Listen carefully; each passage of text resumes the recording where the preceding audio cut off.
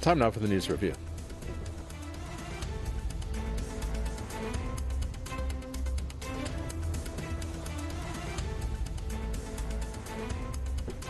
Syrian media say the army's air defenses have intercepted missiles coming from the direction of Israel.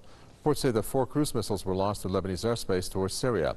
One of the missiles reportedly came down in Aqraba, near the capital Damascus. Meanwhile, the Syrian military repelled 2 drones flying over an airbase in the western city of Hama. Syrian forces also downed a 3rd one over the city of Latakia.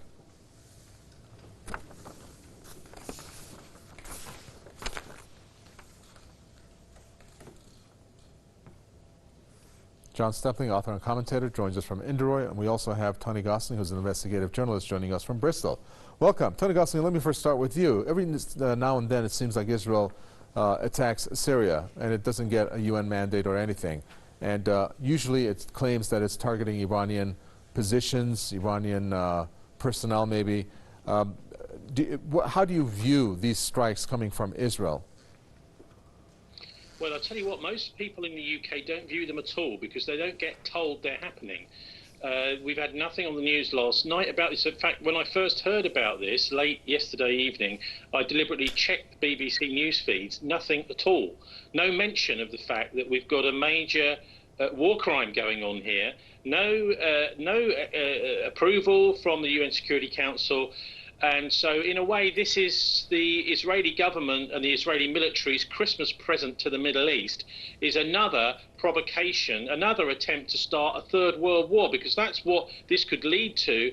And the British media doesn't even bother to report it. Now, remember, the Iranian troops in Syria have been invited in. Iran is a democratically elected government. They like to say regime when it's a country they don't like, but it's a democratically elected government, and so is Syria.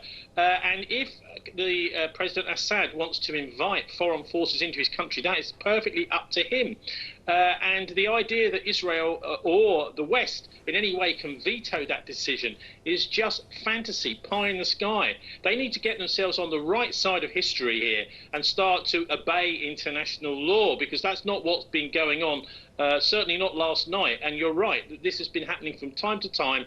These are war crimes, they're not being reported, and they're inflammatory. I mean, the other thing, of course, is looking at the Israeli government. They're in disarray. It's not a democratically elected government. No one can quite decide whether Benny Gantz or Netanyahu has got a mandate to run the country. And so what's happening is the military are running things instead. Effectively, you've got a kind of military government in Israel because the democratic process has ground to a halt. John Stepling, one analyst has stated that the reason why Israel is doing what it's doing, in terms of strikes in Syria that is that it wants to provoke not only Syria but also Iran to get a counter-reaction, so then it could actually begin a war in which eventually it will then ask the U.S. to come do its dirty work. Well, I mean, Israel doesn't do very much that Washington hasn't approved of.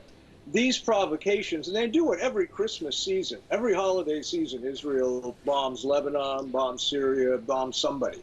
And it's interesting that your other guest mentioned that the Israeli government's in disarray, much like the U.S. government, which is also probably being run by the Pentagon, by the military, as is the Israeli government.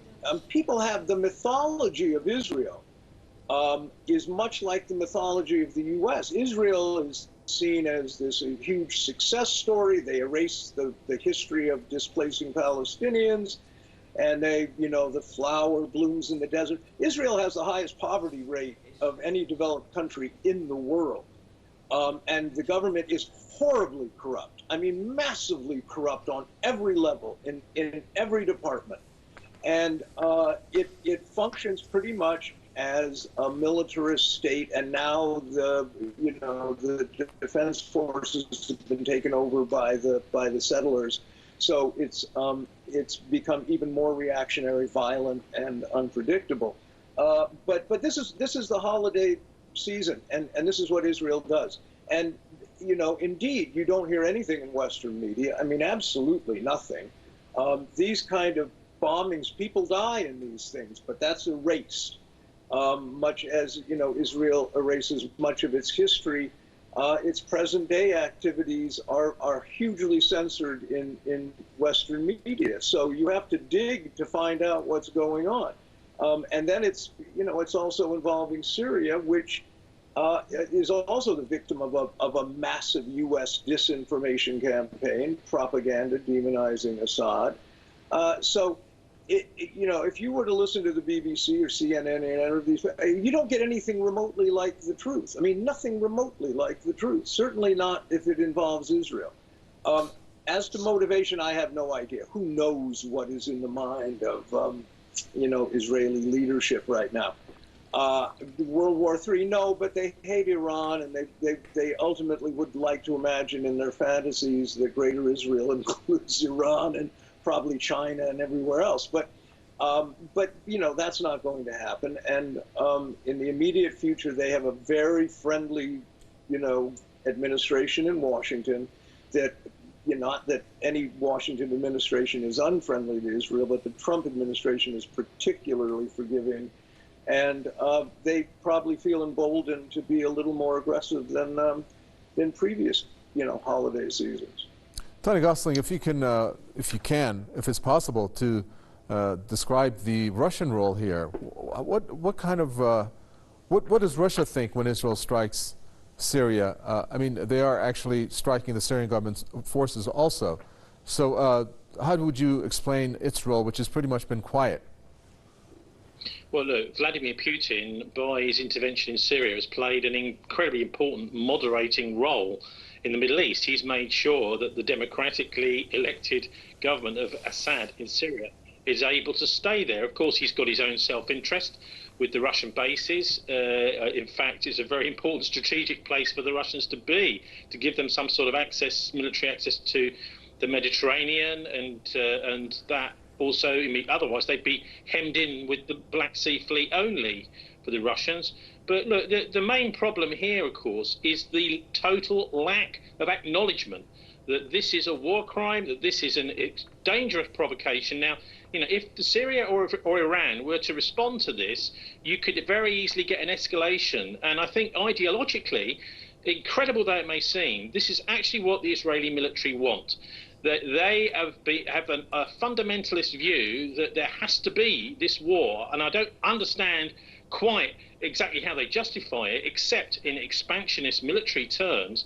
But they believe that this war has to happen for some sort of prophetic reason. It's a little bit like all the crazy talk about ISIS and the bringing back of the caliphate, the Wahhabist ideas. So there's a lot of, I think, fake religious heresy really behind the tensions that are going on. But let me explain how it works, the lack of coverage, because this is devastatingly bad, and it's extremely bad, appalling journalism to not have it. What happens is the Israelis simply do not acknowledge, and they fail to acknowledge, and in fact they will issue denials that they are behind such an attack, even though the traces of the missiles, the history of this, is quite obvious who's done it. The Israelis rely on a pliable media. So if they say, oh, well, there's no confirmation that we actually did this, the supine Western media just simply say, oh, well, the Israelis say they didn't do it. Well, maybe they didn't. We can't report it just in case, because they are absolutely pliable.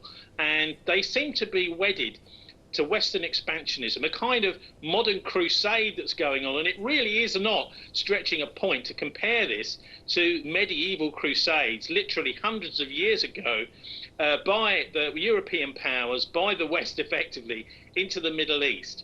And that is worth comparing, I think, because at the time, that was a horrendous way of trying to really expand influence and domination of the Roman Church in fact, at the end of the day, the Crusades were largely a battle by the Roman Church on the Orthodox Church. And funnily enough, of course, the Russians are the modern representatives, in a way, of the Orthodox Church. So this is, I think, it's not just about oil and about territory. There's also an ideological side to this incredibly crazy, I would have to say crazy, provocation, and it's not being looked at all by the Western press, and I've just explained why. Because they say, well, the Israelis have issued a denial, and maybe we better not report this. And that's just how utterly hopeless the newsrooms right across the West are, and they really do have a collective delusion on this. What George Orwell used to call groupthink in his novel 1984. They have got it big time.